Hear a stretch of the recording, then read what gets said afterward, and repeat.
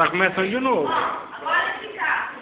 Quando pedimos Deus atende. Se estivermos realmente convencidos de coração do modo como Deus faz, e que de fato Deus causa notáveis mudanças no mundo em resposta à oração, como as Escrituras nos ensinam, então oraríamos muito mais.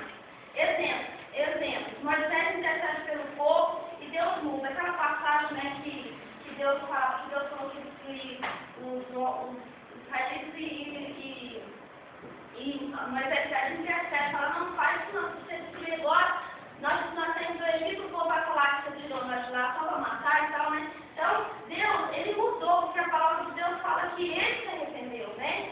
Mas que ele não faria aquilo que ele tinha falado que ia fazer, né? Se orarmos pouco é porque não cremos realmente que a oração consegue, de fato, muita coisa. Então, a nossa vida tem que ser medida através de como está nosso sermão de oração com Deus. Se nós orarmos muito, nós vamos ter muitas bênçãos, muitas respostas. Se nós orarmos pouco, vai ser difícil a gente ver, né? Aí ele fala assim, ó, eu já falei que a oração muda com o modo que Deus faz, a oração é eficaz por intermédio do mediador Jesus Cristo. O único mediador entre nós e Deus é Jesus Cristo, né? O único mediador que nós temos. No passado, eles tinham lá as leis, tinham lá os sacrifícios que eram feitos, né? Mas depois que Jesus foi morto na cruz do Calvário, acabou que são presos, os sacrifícios do cordeiro imaculado lá na cruz, então agora nós temos acesso a Deus através de Jesus, né? Através dele nós conseguimos a ação de Deus, né? Porque só um mediador entre Deus e os homens, Cristo Jesus homem. Deus não atende oração de descrente. Ele começa aqui que Deus não atende oração de descrente, mas ele explicou o seguinte, que Deus, ele como ele é onipotente, onipotente, onisciente, ele ouve a todos, né? Mas que Deus tem prazer de responder àquele que tem comunhão com ele e com seu filho. Quer dizer, o descrente, talvez pela misericórdia de Deus, ele possa receber alguma bênção de Deus.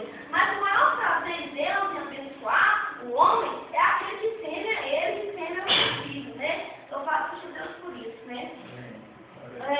Os crentes serão aceitos por Deus com base no alvo futuro de Cristo, que é lá, quando ele vai falar aqui sobre quando eles sacrificavam, o sacerdote ficava lá, e na antiga povo passado eles recebiam a bênção de Deus através disso, né? Hoje não. Hoje nós entramos com Cristo por mediador, entramos no templo terreno de Jerusalém, mas no verdadeiro santuário, no mesmo céu onde Cristo comparece agora com nós diante de Deus.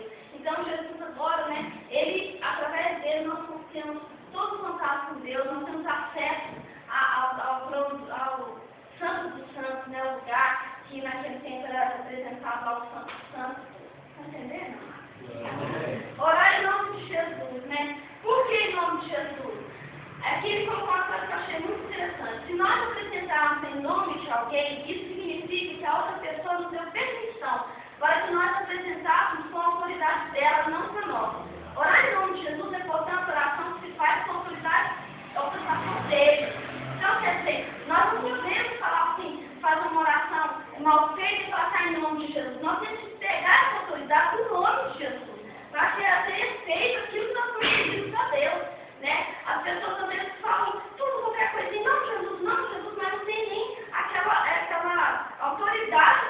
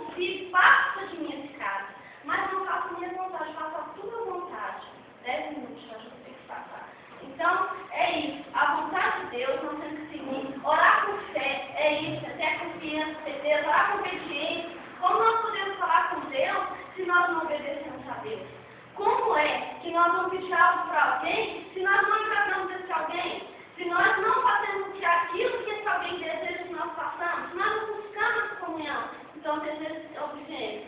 Quais são os pecados? O pecado, irmãos, é o que impede a nossa ligação com Deus. É o que faz Deus, o Espírito Santo, nos despertar. Nós desligamos a essa comunhão quando nós pecamos. Necessário que essa confissão aconteça na nossa vida e que pregresse todos os dias, que nós possamos fazer um ser com o nosso Deus, para que essa ligação, essa comunhão não se perca. Perdoar os outros. Então nós devemos perdoar os outros, porque Jesus falou na oração do Pai Nosso que o Senhor vai nos perdoar somente quando nós nos perdoarmos. Eu perdoo o irmão, mas eu não esqueço o que o irmão faz. Então não nos perdoamos, né, irmão? Se nós perdoarmos verdadeiramente todo o nosso coração, nós não vamos lembrar daquilo, ou então nós vamos tratar o irmão de maneira só que ele não quer fazer mais nada contra nós, né, família? Minha parte ficou de orar com sinceridade, mas só que encerrar nesses outros dois que ficou, orar com humildade. E que ele vai lembrar pessoas que muitas vezes querem colocar Deus contra a parede. Muitas vezes é oração com humildade, você reconhecer o poder soberano de Deus, você reconhecer que Ele é Deus e que Ele é que faz em prol de nós. Então, muitas vezes, nós queremos colocar Deus contra a parede, queremos levantar e colocar mesmo, e forçar aquele pedido na oração. Então, nós devemos orar com humildade, reconhecendo a soberania e o poder absoluto de Deus. Persistência na oração. Nós devemos orar e temos que persistir nas nossas orações. Nós lembramos do fato de Daniel. Daniel recebeu a bênção, mas ele foi persistente ali, ele orou 21 dias, orando, jejuando e buscando a Deus. Então, nós devemos ter essa oração persistente, para que nós devemos receber do Senhor. Porque muitas vezes nós pensamos que é só fazer um pedido e as coisas vão acontecer. Muitas vezes Deus quer ver a nossa perseverança, Deus quer ver a nossa persistência, a nossa dedicação realmente na oração. E orar com sinceridade. Nós também devemos orar com sinceridade. O que é orar com sinceridade? Nós intensamente buscarmos aquilo que realmente o nosso coração deseja. Vai lembrar de fato de pessoas que querem enganar Deus através da oração. Deus, eu preciso disso, eu preciso daquilo, que eu vou fazer isso ou aquilo. Nós não podemos pensar que nós vamos iludir a Deus.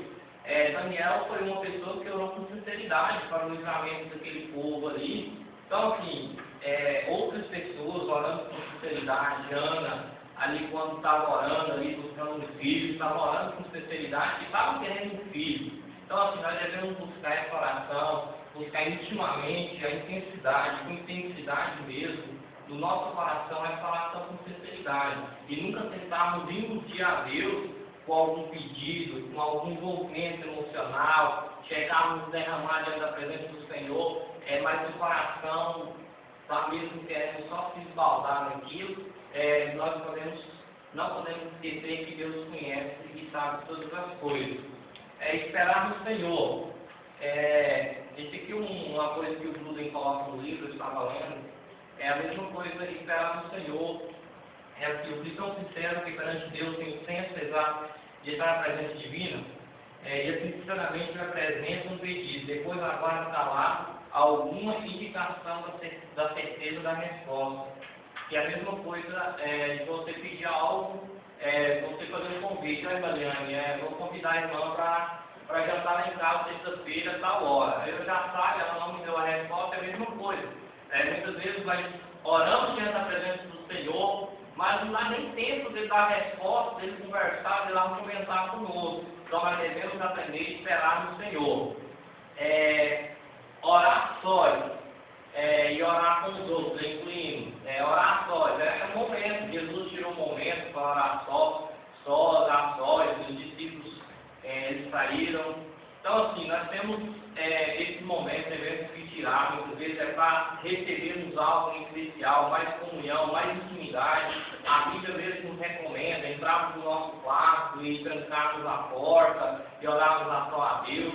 Não fazemos como os fariseus escritos, eles iam para as praças, iam para as ruas para se vangloriar. Nós devemos ter uma intimidade, orar também com os outros. Isso é um fato muito bonito, eu lembro, me traz a memória, é um ciclo de oração. Tem uma coisa melhor no seu ciclo de oração, os irmãos estão ali toda manhã, de segunda a sexta, orando em prol da igreja. É a sustentação da igreja, é a oração que eles manifestam ali. Então, edifica os irmãos, dá uma força maior, e a palavra nos fala: se onde tiver 2 ou 3 reunidos no meu nome, ali eu estarei. E se 2 confirmam aqui na terra, estará ligado no céu. Então, o poder da oração, ela vale tanto como nós orarmos só, no momento íntimo com Deus, buscarmos ao Senhor. Lembro de irmãos que vão de monte orar sozinhos, recebem a vitória, e tem um momento a sós com Deus. O jejum geralmente vem acompanhado com a oração, onde nós devemos ter uma experiência, uma prática, temos mais intimidade, nós nos desligamos um pouco do mundo e voltamos mais para o espiritual, mais para a presença de Deus.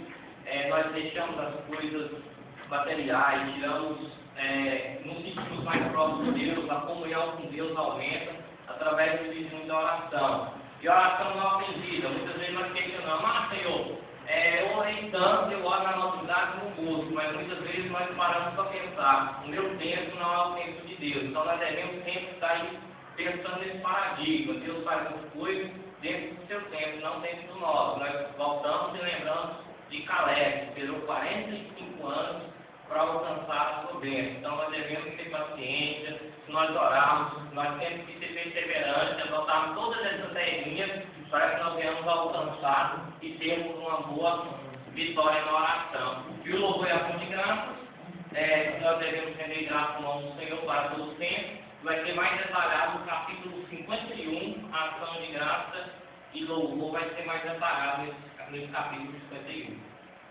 Ok, gente.